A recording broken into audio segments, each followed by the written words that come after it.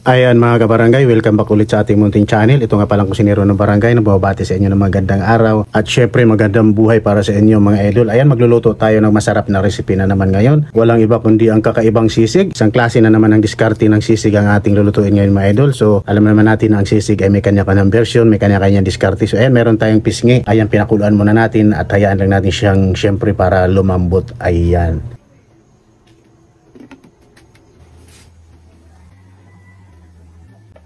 Siyempre timplahan na rin natin ang kanyang pagpapakulo. Siyempre lagyan na rin natin ng paminta.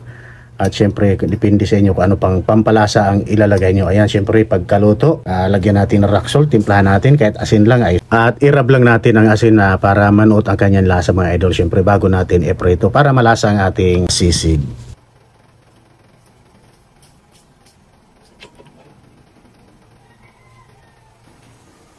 Ayan, pagkatapos nating matimplahan ng asin, syempre mag-prepare na tayo ng mantika sa ating kawali. At hayaan lang nating uminit mga idol. So i-sure lang natin bago natin ilagay ang ating pinalambot na pisngi ay dapat mainit na rin ang ating mantika. Ayan mga idol. At syempre dahil prito at lechon kawali style yan. So gawin natin siguradong puputok yan. Takipan lang natin mga idol at mag-iingat po tayo sa pag-prito ng mga ganitong klaseng mga luto dahil ito talaga ay tumatalsik. Ayan, syempre ang pinakapanlaban lang natin rito ay ang kanyang takip mga idol. Ayan, may talsik at may talsik yan kahit saan mong gawin yan mga idol ang ating mga lechon kawali or crispy pata.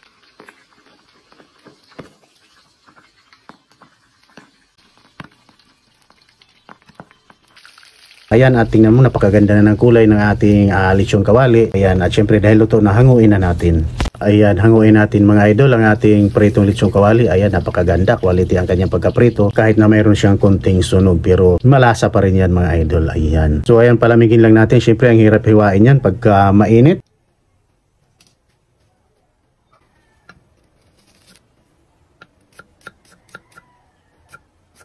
At syempre habang pinapalamig natin ang ating lechon kawali, so mag-prepare na tayo ngayon ng ating pangsahog, pangpaaroma, pampalasa ng ating sisig di mayo mga idol. Ayan, meron tayong sibuyas, dalawang pirasong sibuyas na malalaki. At syempre meron tayong sili-sigang, yan, pampabango ang sili-sigang. At syempre yung labuyo, depende sa dami ng gusto nyo. Ayan, at isa sa mga nagpapabango sa ating sisig ay ang ating spring onion mga idol. Ayan, at siya nga pala, meron nga pala tayong, hindi ko nabanggit kanina, meron nga pala tayo ritong hinahalo na luya. Ayan, ganyan lang ang hiwa natin. Ayan, medyo tabas-tabasin lang natin. Kung gusto niyo na medyo malaki o kung gusto niyo medyo maliit, ayos lang. Ayan mga idol. So isang klase at isang klaseng diskarte ng pagsisisig ang ganitong sistema mga idol. Pwede po natin itong i-apply, itinda sa ating mga kantin karinderya. So ayan, nilagyan na po natin ang ating sibuyas, luya, spring onion at ang ating mga sili pangpanghang. Ayan, at pinigaan po natin ang mga 5 pirasong kalamansi. At syempre lagyan rin natin ng seasoning, paminta at konting magic sarap. Optional, pwede rin tayo maglagay ng bitchin mga idol. Ayan, syempre para masarap. So ayan, halu-haluin lang natin ang ating mga ricados para manuot ang kanyang lasa. Ayan.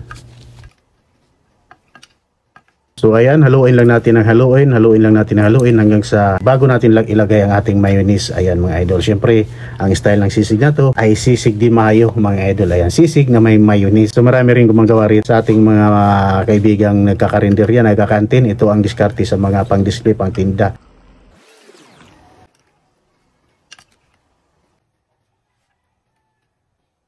Kahit sisig di mayo yan, pwede rin natin ilagay sa pinakamainit na sizzling plate with egg yan idol. Ayan, yun ang sinaserve natin sa kainan. Ayan, ganyang sistema mga idol. So may option po tayo sa paggawa natin ng sisig di mayo. Pwede natin ilagay sa sizzling plate at pwede ring hindi na, direct na sa ating hapagkainan. Ayan, depende po sa atin kung anong choice natin. Ayan, kagaya niyan, mayroong sa sizzling plate at mayroong ding hindi na. Ayan mga idol, at maraming salamat muli sa inyong lahat. Ayan.